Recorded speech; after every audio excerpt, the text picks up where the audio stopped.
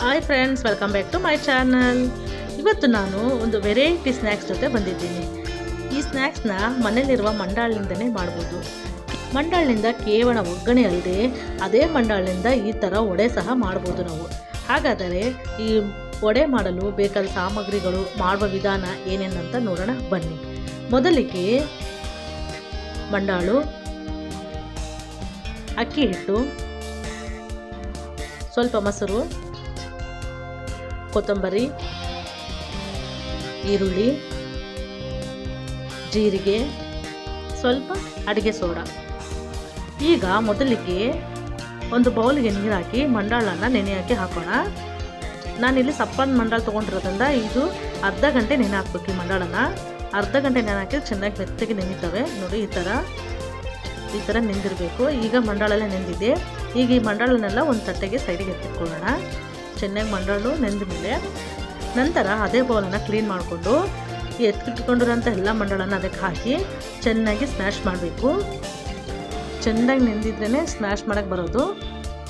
ನಂತರ ಚೆನ್ನಾಗಿ ಸ್ಮ್ಯಾಶ್ ಮಾಡಿದ್ಮೇಲೆ ಈಗ ಇದಕ್ಕೆ ಸಣ್ಣಗೆ ಹಚ್ಚಿದಂತಹ ಈರುಳ್ಳಿ, ಸಣ್ಣಗೆ ಹಚ್ಚಿದಂತಹ ಕೊತ್ತಂಬರಿ, 1 ಸ್ಪೂನು ಕಡಲೆಬೇಳೆ, 1 ಸ್ಪೂನು ಜೀರಿಗೆ, ರುಚಿಗೆ ತಕ್ಕಷ್ಟು ಉಪ್ಪು,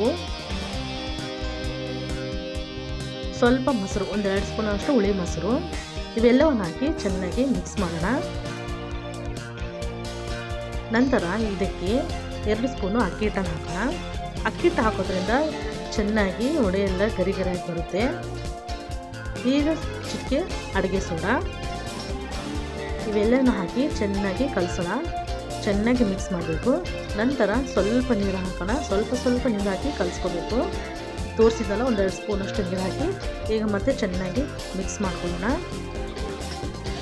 ಮಿಕ್ಸ್ ಮಾಡ್ಕೊಂಡ್ಮೇಲೆ ಈ ಥರ ಸಣ್ಣ ಸಣ್ಣ ಉಂಡೆಗಳನ್ನು ಮಾಡಿಕೊಂಡು ಈ ಶೇಪಲ್ಲಿ ಮಾಡಿಕೊಂಡು ಈಗ ಎಣ್ಣೆ ಬಿಸಿಯಾದ ನಂತರ ಎಣ್ಣೆಯಲ್ಲಿ ಒಂದೊಂದಾಗಿ ಬಿಡಬೇಕು. ಸ್ವಲ್ಪ ಇವು ದಪ್ಪದಾಗೆ ಇರಬೇಕು. ತೆಳು ಮಾಡಿದರೆ ಬಿಟ್ಕೊಳ್ಳುತ್ತೆ. ಸೊ ಹಾಗಾಗಿ ಸ್ವಲ್ಪ ದಪ್ಪ ಮಾಡಿಕೊಂಡು ಹಾಕ್ಕೋಬೇಕು. ಎಣ್ಣೆ ಚೆನ್ನಾಗಿ ಕಾದ್ಮೇಲೆ ಈ ಒಂದೊಂದಾಗಿ ಈ ಥರ ವಡೆ ಬಿಟ್ಕೊಂಡ್ರೆ ಎಲ್ಲಿನೂ ಸಹ ಬಿಟ್ಕೊಳ್ದೆ ಚೆನ್ನಾಗಿ ಈ ಥರ ಕ್ರಿಪ್ಸಿಯಾಗಿ ಬರುತ್ತೆ. ಈಗ ಒಂದೊಂದನ್ನು ಟರ್ನ್ ಮಾಡೋಣ. 2 ಸೈಡೂ ಚೆನ್ನಾಗಿ ಬೇಯಿಸಬೇಕು. ಗೋಲ್ಡನ್ ಕಲರ್ ಬರೋವರೆಗೂ ಚೆನ್ನಾಗಿ ಫ್ರೈ ಮಾಡಬೇಕು. ಫ್ರೆಂಡ್ಸ್, ಯಾರು ನನ್ನ ಚಾನಲ್ ನೋಡ್ತಾ ಇದ್ದೀರಾ ಅವ್ರು ನನ್ನ ಚಾನಲನ್ನು ಸಬ್ಸ್ಕ್ರೈಬ್ ಮಾಡ್ಕೊಳ್ಳಿ. ಈಗ ಎಲ್ಲ ವಡೆಗಳು ರೆಡಿ ಆಗಿದೆ. ನೋಡಿ, ಈ ಥರ ಕಲರ್ ಬಂದಮೇಲೆ ಈಗೆಲ್ಲ ತೆಗೆದು ಸೈಡ್ಗೆ ಒಂದು ಟಿಶ್ಯೂ ಮೇಲೆ ಹಾಕೊಳ್ಳೋಣ. ನಂತರ ಇವೆಲ್ಲವನ್ನು ಒಂದು ತಟ್ಟೆಗೆ ಸರ್ವ್ ಮಾಡಿದ್ರೆ ರೆಡಿ ಆಯಿತು ಮಂಡಾಳಿಂದ ಮಾಡಿದಂತಹ ವಡೆ. ಮಂಡಾಳಿಂದ ಕೇವಲ ಒಗ್ಗರಣೆ ಅಲ್ಲದೆ ಈ ಥರ ವಡೆ ಸಹ ಮಾಡಿ ಬಡಿಸಿದರೆ ಬಂದವರಿಗೆ, ಗೆಸ್ಟಿಗೆ ಎಲ್ಲ ಚೆನ್ನಾಗಿ ಇಷ್ಟಪಟ್ಟು ತಿಂತಾರೆ.